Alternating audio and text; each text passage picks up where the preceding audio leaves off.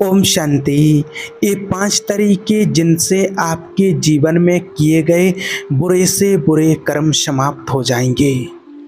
देखिए, आज हम देखते हैं कि हर आत्मा अपने छोटे से छोटे कर्म बंधनों में अटकी हुई होती है, लेकिन आप इस बात को याद रखना कि आपके एक एक जीवन की छोटी से छोटी बात का भी हिसाब लिया जाता है।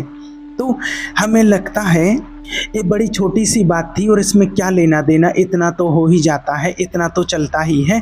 लेकिन छोटी से छोटी चीज़ का भी कर्म बंधन बनता है। आप जो कर्म करते हैं उसका कर्म बंधन बनता है। अब कर्म बंधन इतने सारे हैं, ढेरों के ढेर पड़े हैं, इनसे छूटना बड़ा मुश्किल लगता है लोगों को, और इनसे आज तक लोग छूट नहीं पाए हैं, और ना छूटने का कारण जो होता है वो भी समझ नहीं पाए हैं। और कर्म बंधनों से ना छूटने के कारण ही आज तक हमको ये दुख मिल रहा है। और सबको अपनी लाइफ का पता भी होता है कि मैंने अपने जीवन में इसको दुख दिया है, इसके साथ ऐसा किया है, कोई ऐसे कर्म बने हैं। कुछ चीज़ें ऐसी होती हैं कि जो हम दूसरों को बता सकते हैं, शेयर कर सकते हैं, लेकिन कुछ गुप्त राज ऐसे होते हैं हमारे कर्म जो हम किसी को बता भी नहीं पाते हैं, और हम अंदर ही अंदर हम जलते रहते हैं, घुटन महसूस होती है, गिल्ट फील होती रहती है, अपने आप को बहुत दुखी करते रहते हैं। लेकिन वो चीज़ें ऐसी होती हैं कि हम किसी को बता नहीं पाते हैं। तो आज आपको ऐसे ही कर्म बंधनों से मुक्त होने के आपको तरीके बताते हैं, और कर्म बंधन से छूटने के आज 5 मुख्य उपाय आपको बताते हैं। इसको आप ध्यान से सुनना और समझना। देखिए, सबसे पहली जो चीज़ होती है कि हर हालत में, हर प्रकार से आपकी जिम्मेवारी है। आप स्वीकार करें कि मेरी जिम्मेवारी है, ये मेरी जिम्मेवारी है। मेरी ज़िंदगी में अगर कुछ भी गड़बड़ हो रहा है तो इसके लिए मैं ही जिम्मेवार हूँ, मेरे ही कारण से हो रहा है, इसके लिए जिम्मेवार मैं ही हूँ। और अगर आप ये स्वीकार कर लेते हैं तो ये कर्म बंधनों से मुक्त होने का पहला स्टेप है। अब यहाँ एक बात होती है, देखिए, कर्म जो भी होता है वो हम करते हैं, लेकिन कुछ लोग ऐसे होते हैं कि जो भक्त लोग होते हैं, भक्ति में डूबे रहते हैं, वो ये समझते हैं कि सब कुछ परमात्मा करा रहा है, कराने वाला सब भगवान है, वो ही करा रहा है। तो देखिए, ऐसा नहीं है। हर कर्म हम करते हैं, हम आत्मा हर कर्म करते हैं, और कर्म का फल भी हमें ही भोगना पड़ता है। पूरी अथॉरिटी हमें कर्म करने की है, और परमात्मा आपकी लाइफ में इस तरीके से कोई किसी प्रकार का दुख नहीं देते हैं आपको, इस तरीके से कि आपको जो अभी दुख मिल रहा है कि ये भगवान दे रहे हो, ऐसा नहीं है। ये आपके कर्मों के कारण ही आपको मिल रहा है। आपको हर कर्म करने की आपके लिए अथॉरिटी दी गई है। अब मान लीजिए कि एक कर्म ऐसा, उदाहरण के लिए, कि आपको खाना खाना है, आपको भूख लगी है तो आपको खाना बनाना है। अब खाना बनाने के लिए आपको पैसा कमाना है, क्योंकि पैसा होगा तब राशन पानी आएगा, तब खाना बनेगा। तो आपके लिए साधन खोल दिए हैं, आपको पैसा कमाने के लिए आपको बुद्धि दी गई है कि आप कैसे पैसा कमा सकते हैं, अब कैसे आप खाना बना सकते हैं, कैसे खा सकते हैं। अब भगवान आपके सामने खाना ला करके नहीं रख देगा कि लो ये खाना खा लो, और अगर खाना मिल भी गया, सामने भी आ गया, तो उसमें भी आप कर्म तो आपको करना पड़ेगा। आप ग्रास अपने हाथ से ले जाओगे, अंदर डालोगे, मुंह में डालोगे, ये भी तो आपका ही एफर्ट है ना। इसमें परमात्मा का तो दूर दूर तक कोई लेना देना नहीं होता है, और परमात्मा ने तो आपको फ्री विल पर छोड़ दिया है। और अगर जो लोग ये मानते हैं कि परमात्मा ही सब कुछ करवा रहे हैं, तो फिर आज जो बुरे कर्म हैं वो क्यों भगवान करवाता? क्या भगवान ऐसे कर्म करवाएंगे? ये बुरे कर्म भगवान करवाते नहीं हैं। भगवान ने आपको बुद्धि दी है और कर्म की स्वतंत्रता दी है कि आपको क्या कर्म करना है, और आप जो चाहो वो कर सकते हो। मान लीजिए कि आपके पास कुछ पैसा है, कुछ धन है, तो आप उस पैसे का उपयोग कैसे कर सकता है, उसका एक टोटली डिपेंड उस व्यक्ति के ऊपर करता है। वो चाहे तो उसी पैसे से लोग शराब की बोतल भी ला सकते हैं, कोई गलत काम कर सकता है, किसी और किसी के साथ गलत कर सकता है, और लोग कर भी रहे हैं ऐसा। और देखा भी जाता है लोगों को, शाम के टाइम देखो, जैसे ही अपने काम से फ्री होंगे लोग तो ऐसे टूट पड़ते हैं मधुशाला की तरफ की, पता नहीं जैसे कौन सा खजाना मिल गया हो। बुरी आदतें जिनकी होती हैं, गंदी जगह पर जाना किसी को, तो जो जिसको चाहिए और जिसके मन के भाव होते हैं, जिसके अच्छे भाव होते हैं, तो वो सोचते हैं कि कैसे पैसे को बचाएं और कैसे जाकर के किसी न किसी रूप से जन कल्याण के लिए ये पैसा लगाया जाए। माने कि किसी न किसी तरीके से एक एक पैसे की बचत की जाती है कि जनता का कल्याण हो सके, लोगों का कल्याण हो सके, देश के या समाज के कल्याण में ऐसा ये पैसा लग सके। और ऐसे भी लोग होते हैं कि बहुत सोच समझ करके पैसा खर्च करते हैं, कोई बुरी जगह पर पैसा ना लग जाए और व्यर्थ एक पैसा भी ना चला जाए। यही संस्कार हर किसी को दिए जाने चाहिए।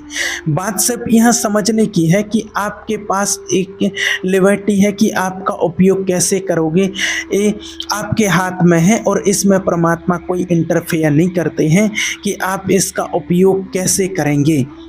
परमात्मा ने तो हर किसी के लिए इस दुनिया में जो भी मनुष्य आत्मा है सबके लिए एक नियम बना रखा है। बाकी परमात्मा करता कुछ नहीं है। परमात्मा ने सबके लिए अथॉरिटी दे रखी है कि जो कर्म करेगा उस कर्म का वो कर्म करने की पूरी अथॉरिटी है। अच्छा कर्म करे या बुरा कर्म करे उसकी अथॉरिटी है, गलत करे ठीक करे वो आपकी अथॉरिटी है। अगर आपने गलत कर्म किया है, अगर हम गलत काम करते हैं तो निश्चित रूप से उसकी सज़ा भी है। अच्छा करते हैं तो उसका प्रावधान भी है, अच्छा फल मिलता है। और जो गलत कर्म करते हैं तो उसको गलत कर्म का उसको फल मिलता है। तो आज का ये जो टॉपिक है कि कर्म बंधनों से कैसे छूटें, तो कर्म बंधनों से छूटने का सबसे पहला उपाय है कि अपनी जिम्मेवारी को स्वीकार करना। जिम्मेवारी स्वीकार करना कि हाँ मेरी गलती है, अगर अच्छा है तो मेरी वजह से और बुरा है तो भी मेरी वजह से। अब कुछ लोग कहते हैं कि अच्छा है तो परमात्मा की वजह से, बुरा है तो परमात्मा की वजह से। दूसरे को ब्लेम देना तो देखिए बड़ा आसान है कि थोड़ा सा आप चेंज करके तो देखो कि मेरी वजह से, अपने आप की वजह से हुआ, मेरे कर्मों की वजह से हुआ है कि मैंने जो कर्म किए थे उस वजह से मेरे साथ ऐसा हो रहा है। दूसरी बात, आपने जो कर्म किए थे कि माना जीवन में अगर मैं सुखी हूँ तो अच्छी बात है, और अगर दुखी हूँ तो ब्लेम करने लायक कोई और नहीं है, किसी और पर दोष नहीं लगा सकते, उसका कारण भी मैं ही हूँ। और अगर मेरे ही कारण से है तो मैं फिर उस चीज़ से छूटूँ कैसे। तो इस जायज़ सी चीज़ है, उसके लिए कहना है आपको माफ़ी प्रार्थना। परमात्मा की कोई दुश्मनी नहीं है, हमारे से कोई लेना देना नहीं है कि आपको कोई इस प्रकार से दुख देने की परमात्मा की कोई मंशा नहीं होती है और ना ही परमात्मा देते हैं। और इस तरीके से परमात्मा कोई इंटरफेयर आपकी लाइफ में नहीं करते हैं, वो तो सुप्रीम पावर है। याद रखना, दो लोगों के बीच में कर्म बंधन बनते हैं। आपने किसी व्यक्ति को सताया, किसी व्यक्ति को तकलीफ दी, उसको शारीरिक या मानसिक पीड़ा पहुंचाई, तो या फिर दो लोगों के बीच में एक कर्म बंधन बनते हैं। इसमें परमात्मा का कोई रोल नहीं होता है, किसी प्रकार से परमात्मा देखते हैं। अब अगर मान लीजिए कि आप किसी को सता रहे थे तो वो जो व्यक्ति था उसके मन से जो भाव निकल रहे थे कि जब मेरा समय आएगा तो मैं इसे बताऊंगा, मैं भी इसे सताऊंगा। और इसीलिए कहते हैं कि अपने से कमज़ोर को सताने की गलती अगर आप पहले कर चुके हैं तो आप गलतियों से भी ये ध्यान रखना कि जहां अगर आपने किसी को सताया मन से, वचन से, कर्मों से, लोग कहते हैं कि क्या मन से किए हुए पाप भी पाप होते हैं, तो यह भी सवाल होता है। तो आपको बताएं कि मन से किए हुए पाप जो होता है कि वो एकदम सीधे सीधे तो नहीं होते हैं, सीधे सीधे प्रभाव तो नहीं होता है, लेकिन मन से किए हुए जो पाप होते हैं वो आपको पाप की तरफ धकेल कर ले जाते हैं कि जो आपके मन में संकल्प आते हैं फिर वो कहीं ना कहीं आपके कर्म में आने ही लगते हैं। आज नहीं तो कल आप फिर उस सोच का पाप करोगे ही। इसलिए मन से भी जितना हो सके अच्छे विचार करें, और मन पे अगर गंदे विचार आते हैं तो वो मन से वहीं पर रोक दें। आपके संकल्प में बात आती है तो वहीं पर रोक दिए, और जो कर दिए हैं तो उनके लिए क्या किया जाए, उसके लिए आप माफ़ी मांगें, बार बार माफ़ी प्रार्थना करें। माफ़ी प्रार्थना इतनी गजब की चीज़ होती है, और आज तक लाइफ में ऐसा कोई भी व्यक्ति नहीं देखा होगा कि जिसने माफ़ी प्रार्थना की होगी और उसके लिए उसका रिजल्ट ना मिला हो, उसके जीवन में परिवर्तन ना आया हो। आपको ऐसा नहीं कहते हैं कि बिल्कुल जैसा आप चाहोगे वैसा हो जाएगा। ये कोई मंत्र नहीं है, आप सिर्फ माफ़ी प्रार्थना करो तो सही, सामने वाले के ऊपर प्रभाव पड़ेगा, उस चीज़ का प्रभाव भी पड़ेगा। और थोड़ा चेंज आने में टाइम भी लगता है। कई लोग सोचते हैं कि अभी माफ़ी प्रार्थना करो और अभी चेंज आ जाए, तो एकदम इतने जल्दी तो नहीं होगा, थोड़ा-सा तो उसमें टाइम लग सकता है। माफ़ी प्रार्थना में कहते क्या हैं कि देखिए, मन से, वचन से, कर्म से, इस जीवन में या पिछले किसी जीवन में अगर मेरे से कोई गलती हुई है तो मुझे माफ़ कर दीजिए, बस इतना। और किसके प्रति करें? अगर जीवन में कोई व्यक्ति नहीं है, पहली बात उसके लिए, जैसे जो आपके जीवन में व्यक्ति है जो आपको दुखी करता है, तंग करता है, आपके सामने है, तो उसके प्रति करना है, उससे आपको माफ़ी मांगना है। अगर व्यक्ति की वजह से नहीं है, आपको पता नहीं है कि किसी भी तरह से आप परेशान हैं और कोई ना कोई हिसाब किताब आपके साथ चल रहा है, लेकिन वो किसी व्यक्ति के साथ नहीं है और ना कोई व्यक्ति आपको दुख दे रहा है, तो फिर सीधा आप परमात्मा से कनेक्ट होकर के परमात्मा से माफ़ी मांगें, यूनिवर्स से माफ़ी मांगें। वो बहुत इम्पोर्टेंट है। और अनेक लोगों के दुख दूर हुए हैं इस फार्मूले से, हज़ारों लाखों लोगों के दुख दूर हुए हैं। तो आप बिल्कुल इसको याद रखें। अगर लाइफ में कोई प्रॉब्लम चल रही है तो माफ़ी प्रार्थना डेली बेस पर सुबह और शाम आपको करना ही है। आप नियम बना लीजिए माफ़ी प्रार्थना का, तो अनेक चीज़ों से तो आप वैसे ही छूट जाएंगे, अनेक कर्म बंधनों से आप मुक्त हो जाएंगे। और तीसरी जो चीज़ है वो करना है आपको, अगर आपके रिश्ते खराब हैं, अगर आपको रिश्ते बहुत तकलीफ़ दे रहे हैं, तो आपको सुबह उठ करके बिल्कुल, और शाम को सोते, रात को माना जब सोते हैं उस टाइम पर आपको उन आत्माओं से सॉरी बोलना ही है। आपको उनसे सॉरी बोलना है, उनको माफ़ करना है, उनसे माफ़ी मांगनी है, एक कहना किसी के प्रति।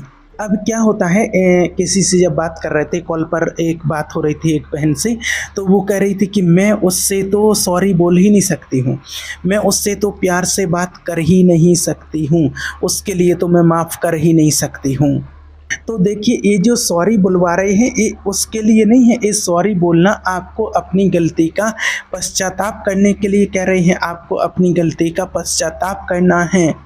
और आपके मन में जो नफ़रत थी, घृणा थी, उसको कम करने के लिए, उसको रिमूव करने के लिए, उसको डिलीट करने के लिए आप कह रहे हैं, ये मन के भाव को चेंज करने के लिए कह रहे हैं। क्योंकि मन में जो नफ़रत का भाव है, जो नफ़रत है, नहीं तो ये नफ़रत आपके लिए बनी रहेगी, बार बार आपको इस दुख का सामना करना पड़ेगा और उस आत्मा से आपका कर्म बंधन बना ही रहेगा।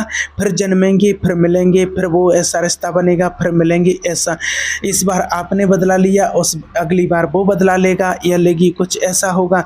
जब उसके पास पावर आएगी तो वो नहीं छोड़ेगा, और जब आपके पास पावर है तो तुम उसको परेशान कर रहे हो, दुखी कर रहे हो, जब उसके पास आएगी तो वो करेगा। तो याद रखना, ये ऐसा रिवर्स होता ही रहेगा और ऐसा रिश्तों में होता ही रहता है। ये प्रकृति का नियम है। जिस रूप में आपने किसी को तकलीफ दी थी, उसी व्यक्ति को उसकी मन स्थिति समझाने के लिए उसको कितनी तकलीफ होती होगी, फिर वैसे ही तकलीफ वो आपको दी जाएगी।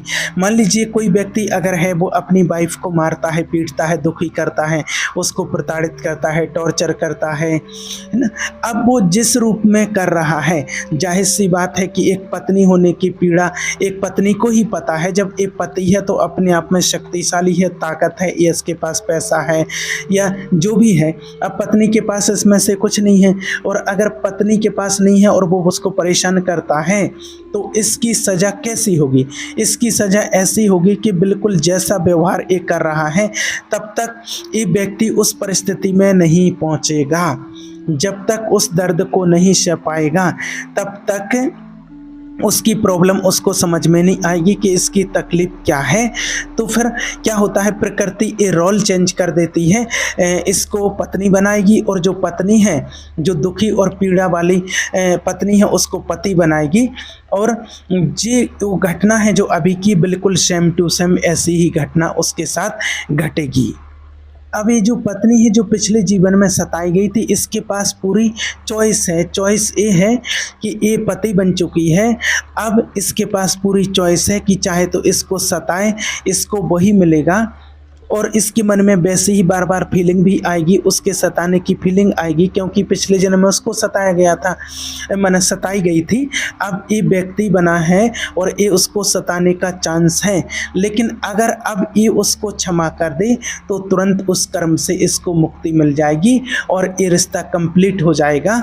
और अगर फिर से ये उसको सताता है तो पिछले जन्म में जैसे उसको सताया था, और अगर अब सताता है तो फिर से ये नया कर्म बंधन उसने बना लिया है। इसके मन में ये चीज़ आएगी तो वो संकल्प आएंगे, लेकिन अगर वो करे तो फंस गया और ना करे तो उस कर्म बंधन से वो आत्मा मुक्त हो जाएगी। ये प्रकृति ने चांस दिया है, तो ये जो परिस्थिति रिवर्स हुई है, तो सबसे पहली बात तो है कि इसको पैदा ही ना होने दें, जितना हो सके प्यार से निपटें, माफ़ी प्रार्थना उसके साथ भी करें और किसी के प्रति नफरत का भाव ना रखें। और ऐसा कोई कर्म बंधन कुछ हिसाब किताब है तो उससे किसी न किसी प्रकार से बाहर आने का प्रयास करें। क्यों ना कितने से बुरा व्यक्ति क्यों ना हो, फिर भी उसके साथ नफरत का व्यवहार या बदले की भावना बिल्कुल ना रखें, उससे छुटकारा पाने की पूरी कोशिश करें। और जहाँ अगर किसी के मन में बदले की भावना आती है कि मुझे इससे बदला लेना है, अगर किसी के प्रति ऐसी नफरत की भावना आती है तो आप भगवान का ध्यान करें, परमात्मा से शक्ति लें और उस आत्मा को माफ़ कर दें।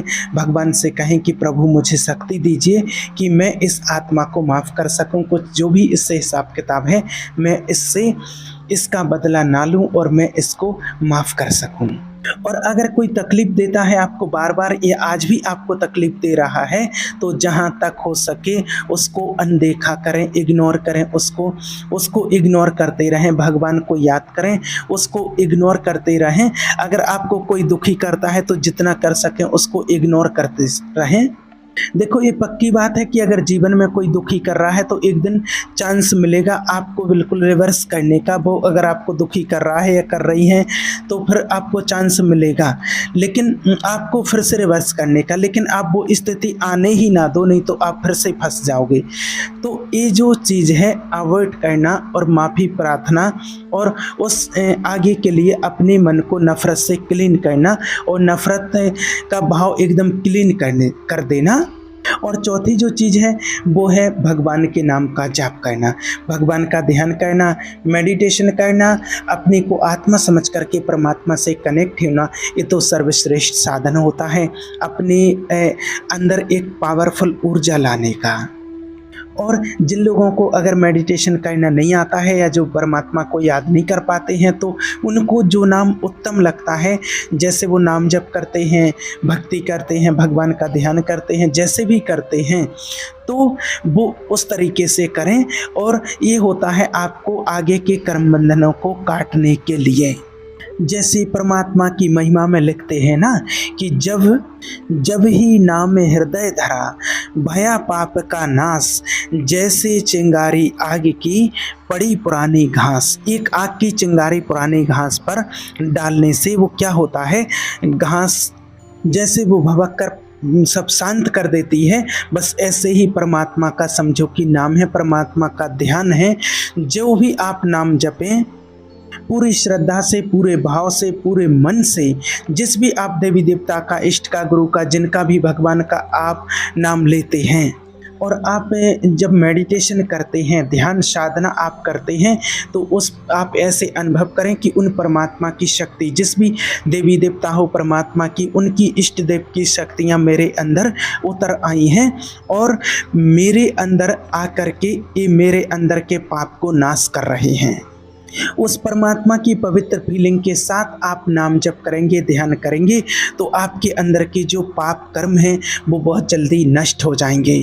और पूरी इंटेंशन डाल करके मैं कि इस कर्म से दुखी हूँ और परमात्मा ये मेरे जो पाप कर्म हैं इसका नाश कर रहे हैं।